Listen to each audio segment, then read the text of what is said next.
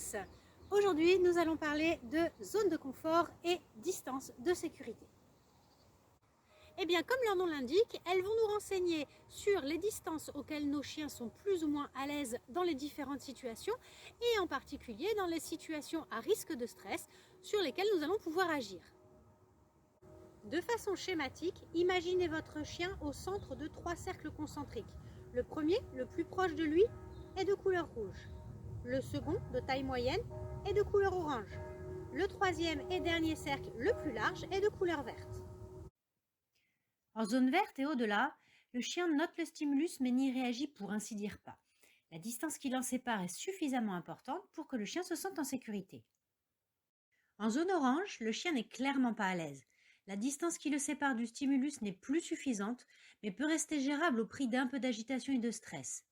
C'est dans cette zone que le chien produit les signaux d'inconfort. En zone rouge, le chien se sent menacé et va entrer en mode survie.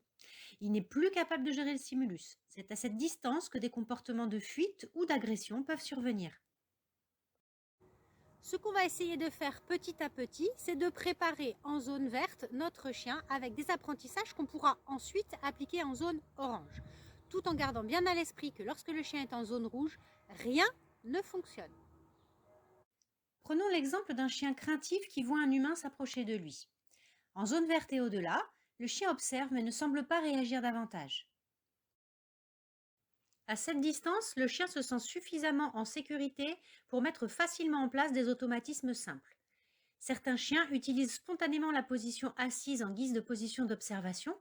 Je choisis donc ici, pour cette démonstration schématique, d'utiliser l'apprentissage et l'automatisation du assis. Une fois que le assis est bien acquis en zone verte, je peux exporter cet apprentissage alors que le piéton se trouve plus près de mon chien, en zone orange. Entraînement après entraînement, le chien étend sa zone verte, donc sa distance de confort, à l'approche du piéton. Naturellement, sa zone rouge de réactivité va se réduire,